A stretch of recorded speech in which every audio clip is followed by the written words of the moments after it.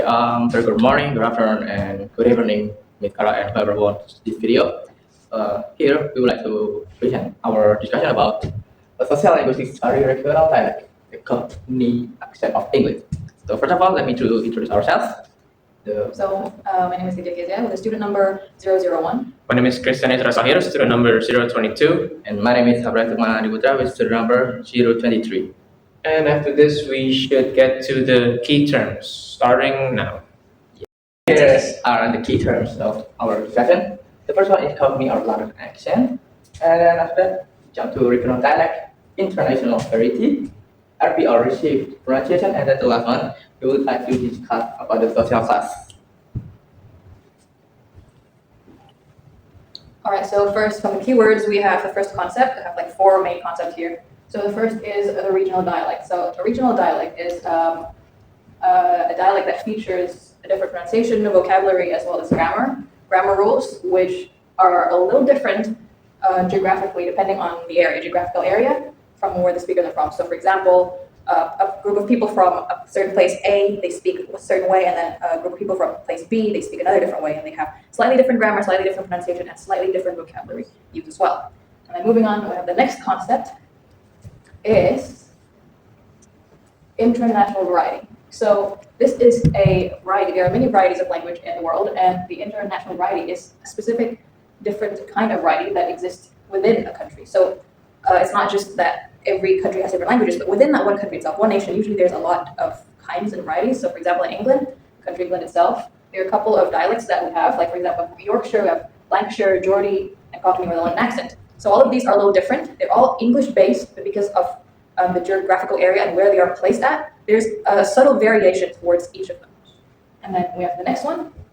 The next concept would be the RP. So RP is basically received pronunciation. It is like a standard version of English in the UK and Britain, and it is often considered quite posh, or also spoken and used by very educated people or prestigious members of the English society. So for example, the elites, people who study a lot, and then not someone who is just like not very common people.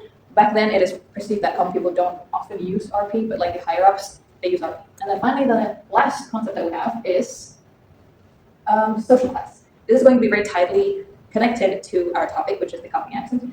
So first of all, social class, it is associated with the differences among people in terms of social prestige, wealth, and education. Like previously mentioned, the RP is often considered as a language variety that is used by highly educated people, while other varieties are for the more common and sometimes low class. So in this terms, Cockney is used by a certain type of social class, and we will get onto that very soon.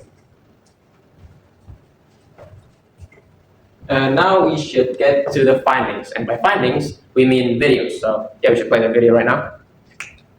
Hello, David. Good to see you in Paris. How are you, my friend? Bonsoir, Zizou. I'm very good, thank you. And you? Good, very good. One of the biggest honours that I ever had was when you came up to me the day before your last game in football and said it was an honour playing with you. The first thing I did was I ran outside and telephoned my wife and my friends and said, "You're never going to believe what Zizou just said to me." So they're very good memories. J'ai préparé quelques questions pour toi. I'm worried.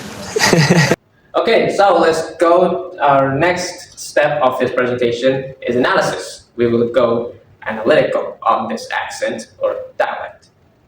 Now, let me move out of the way here. As you can see, we have a few points that we found. Number one is social dialect or sociolect. Cockney is a social dialect associated with the working community in London. Now keep the words working class community. That will come into play further into our analysis. And the second one is accent versus dialect. See, the Cockney accent functions as both an accent from a pronunciation differences factor, but also a dialect that includes different vocabularies, grammars, and vocabularies include slangs as well, which we will also get to it later. Now the third one is phonological variance. You see here features like H dropping, for example, house turns to house. I think that's the same. Yeah. House. And N from talking, for example, the talking, yes. Forgive me, I don't have this Cockney dialect to a T, unlike my group mates over there. It shows systematic pronunciation patterns linked to social class. And the fourth one is language and social class. The Cockney reflects a lower social class identity, while more standards are associated with higher social status. And our fifth one is style shifting, also known as observer's paradox.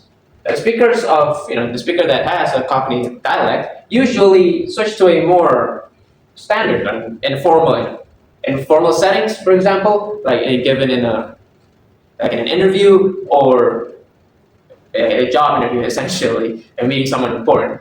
They will usually drop the Cockney accent for a more standard English and formal accent, essentially. And the sixth one is stigmatization. Cockney is often viewed as incorrect or low status, showing how non-standard variants are socially stigmatized. Counting the class war of the UK, England, and such, there's a clear disparity between the higher, I guess you can say, higher ranking in society compared to the low social status. It usually uses Cockney as an accent. The seventh one is language and identity. Using Cockney can signal identity and show such as working class background, regional origin, and group solidarity. And the eighth one is vernacular versus standard. Cockney is a vernacular variety used in informal context, while standard English is used in formal situation, just like I mentioned previously, for example, in interviews and such. Now, the final one are Cockney rhyming slang, which refers to their vocabulary.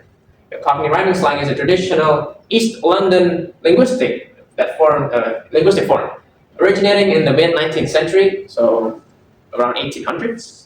1850, around that time, where words are replaced by a rhyming phrase, often shortened or just the first word.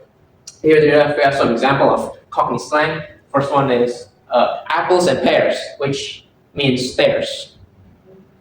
Then you might ask, why? Let's move on. The second one is butcher's hooks, which means look. You can give the examples here. I have a butcher's. Really, maybe because a hook, a butcher's hook really hook you in.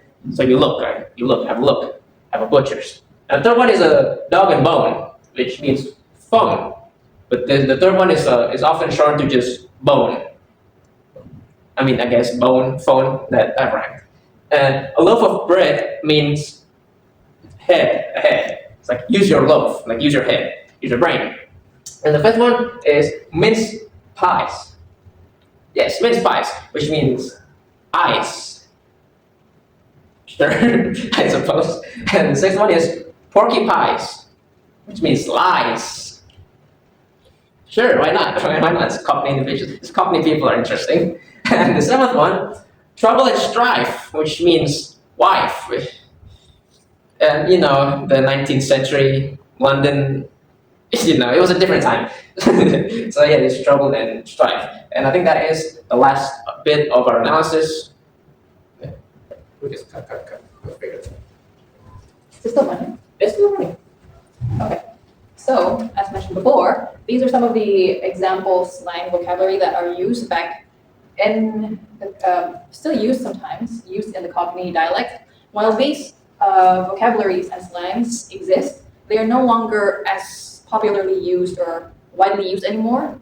It was most commonly used back then in the past, as now a smaller majority of people know these slangs, and only a few, let's say, the older generation people would use it more occasionally than the newer generations.